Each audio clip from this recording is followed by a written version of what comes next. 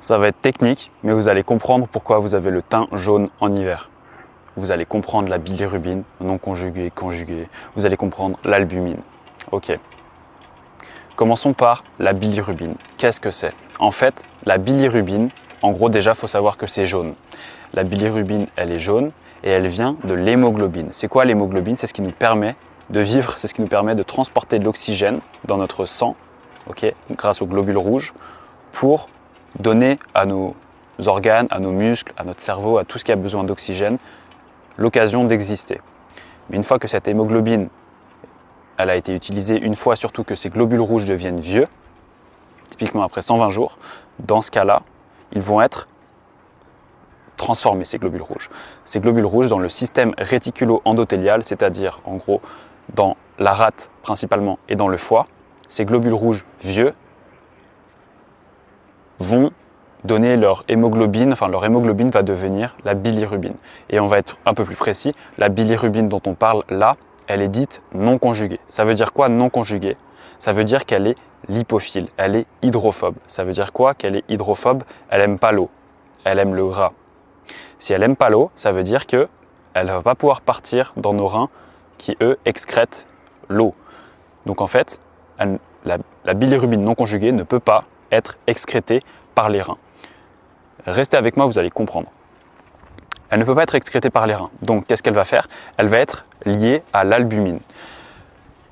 La bilirubine non conjuguée est alors liée à l'albumine dans le sang. L'albumine, c'est quoi? C'est une grosse protéine dans le sang qui a différentes fonctions. Et la première de ces fonctions reconnues, c'est le transport de certaines molécules, notamment des hormones thyroïdiennes, comme par exemple la T4, la thyroxine, certains médicaments comme l'ibuprofène, la warfarine, certains acides gras, et notamment les acides gras essentiels oméga 3, oméga 6, et un truc important, je fais une petite parenthèse dessus, certains ions, comme le calcium Ca2+, et l'ion cuivre, Cu2+. Ils servent à quoi? Mais en fait là, c'est hyper important, cette albumine est très importante, donc on va revenir sur la bilirubine, mais les ions calcium, ils servent à la signalisation cellulaire, ils servent à la coagulation, ils servent à la minéralisation des os, et ça, ce calcium-là, Ca2+, il est transporté par l'albumine. Et maintenant, le cuivre, Cu2+, il sert à une enzyme dont j'ai déjà parlé, la cytochrome C-oxydase. C'est quoi? C'est dans la chaîne respiratoire des mitochondries. Donc, pour produire de l'énergie, on a besoin de l'ion Cu2+, et donc on a besoin de l'albumine. Ces ions Cu2+, ils vont servir à ce que dans la dernière étape de la chaîne respiratoire, dans la membrane interne des mitochondries, on puisse passer un électron du cytochrome C jusqu'à l'oxygène. Et cet oxygène, donc, c'est une réaction d'oxydoréduction. Cet électron, il est passé à l'oxygène, ça crée de l'eau, et surtout ça crée de l'ATP, ça va créer de l'énergie, avec l'ATP synthase, etc. Tout ça comme j'ai pu vous le décrire dans d'autres vidéos. Et l'ion Cu2+, il va également servir à d'autres choses que dans les mitochondries. Il va servir par exemple à la ferroxydase. En gros, l'ion Cu2+, il sert comme cofacteur enzymatique. Il sert comme cofacteur, donc ça veut dire il aide certaines enzymes à marcher. Et donc par exemple la ferroxydase pour transformer l'ion ferreux en l'ion ferrique, ce qui va servir justement à créer des globules rouges. Ok? Pour créer des globules rouges, on a besoin d'un métabolisme du fer qui marche bien, et notamment grâce aux ions Cu2+, les ions Cu2+, qui sont transportés par l'albumine.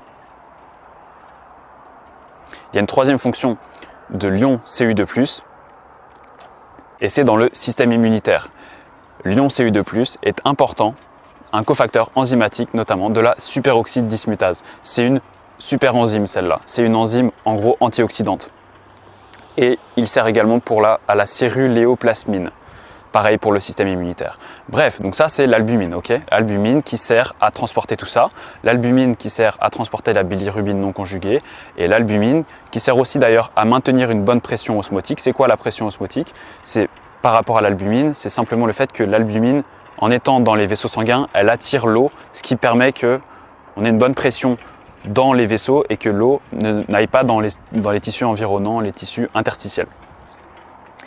Et elle sert également à réguler le pH, cette albumine. Ok, donc l'albumine, elle va lier transporter cette bilirubine non conjuguée. Et cette bilirubine non conjuguée, elle va dans les hépatocytes. Et là, c'est très important. C'est le job des hépatocytes. Parmi leurs autres jobs, c'est de conjuguer cette bilirubine non conjuguée. Ça veut dire quoi la conjuguer? Ça veut dire que grâce à une enzyme, l'UDP-glucuronyltransférase, on va ajouter une molécule d'acide glucuronique qui va rendre cette bilirubine non conjuguée en conjuguée. Mais ça veut dire quoi conjuguée? Ça veut dire qu'elle va pouvoir en fait être excrétée. Ça veut dire qu'elle va être hydrophile, elle va aimer l'eau. Et donc c'est important. Et comment est-ce que ça va se passer par la suite? En fait, c'est cette bilirubine conjuguée, typiquement, si on a une bonne fonction hépatique, donc si les hépatocytes dont je parle là, ils marchent bien, eh bien, cette bilirubine conjuguée va être stockée dans la vésicule biliaire, dans la bile, et à moins d'avoir d'un problème hépatique, à moins d'avoir une obstruction sur les voies biliaires, ou à moins d'avoir un problème de santé générale qui est lié à la bilirubine, lors de la digestion, cette bilirubine, elle est déversée en quelque sorte dans le duodénum, donc c'est la première partie de l'intestin grêle, et ce qui va donner d'ailleurs la couleur caractéristique au sel, au caca, okay, couleur brunâtre. Et c'est pour ça que par exemple, la couleur du caca, littéralement, peut indiquer une fonction ou une dysfonction hépatique liée à ce cycle de la bilirubine que je suis en train de décrire. Maintenant, là on a parlé du fait de quand ça marche bien. Et quand ça marche pas bien, et ça, il peut y avoir plein de causes. C'est pour ça que cette vidéo n'est pas un conseil médical. Parce que il y a plein de causes à un ictère, il y a plein de causes à la jaunisse, il y a plein de causes au fait d'avoir la peau jaune. Et quand je dis la peau jaune, l'un des premiers signes, en fait, c'est aussi l'ictère conjonctival, c'est le blanc des yeux qui est jaune. Et donc, vous avez pu remarquer par exemple qu'il y a des personnes de couleur de peau noire qui, quand ils viennent en Europe, en fait, ils n'ont pas autant de lumière naturelle que quand ils sont dans leur pays d'origine, et du coup, ils ont un ictère conjonctival. Statistiquement, je veux dire. Statistiquement, il y a plus de personnes noires qui ont cet ictère conjonctival, notamment en hiver, que les personnes européennes qui sont habituées, on va dire, entre guillemets, à moins de soleil. Je caricature, mais c'est ça. Et bien pourquoi? Parce que, même si je vous ai dit qu'il y a différentes causes à un ictère, l'une des causes les plus fréquentes, ce qui est démontré, ce qui est prouvé, c'est l'impact positif de la lumière naturelle sur ce cycle de la bilirubine et plus précisément sur la conjugaison par les hépatocytes de la bilirubine non conjuguée en bilirubine conjuguée. Pour résumer, les hépatocytes, pour conjuguer leur bilirubine, ils ont besoin de la lumière naturelle. Et aussi, ce qui est prouvé, c'est l'impact négatif de la lumière artificielle là-dessus. Donc c'est simple, c'est toujours un ratio. C'est toujours ce même ratio quand on parle de lumière, c'est lumière naturelle, qui est en vérité la seule lumière, et lumière artificielle qu'on a inventée hier sur l'échelle de l'histoire de l'humanité. Le résultat de ça, c'est quoi?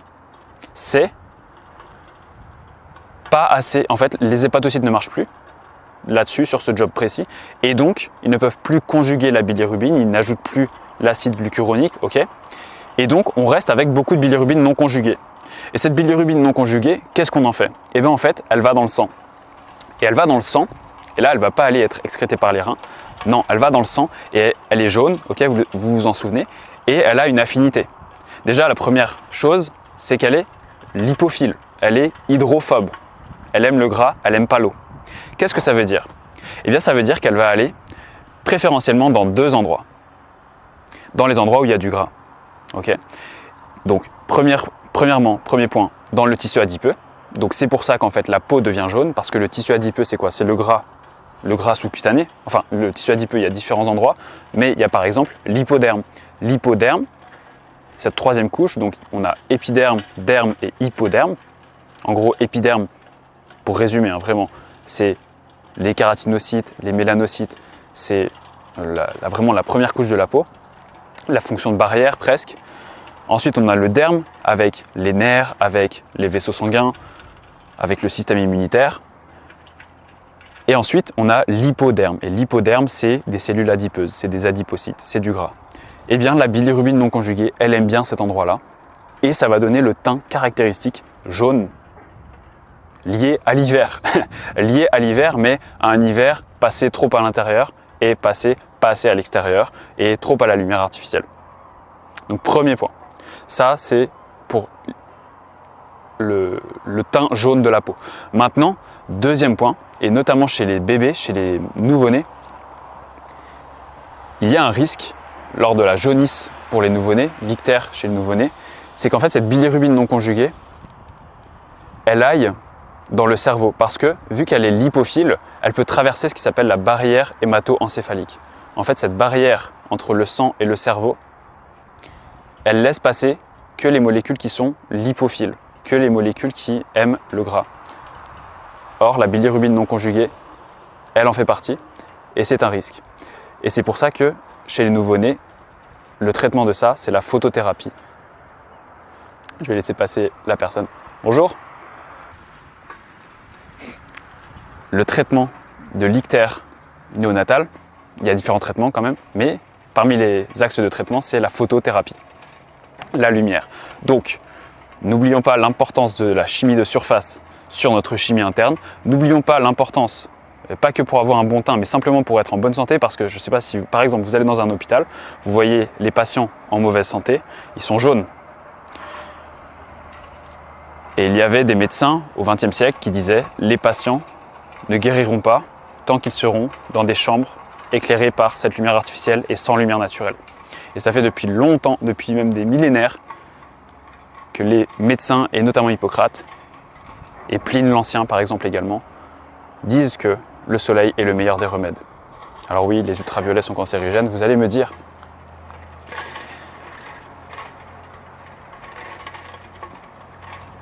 Je laisse chacun se faire son avis là-dessus.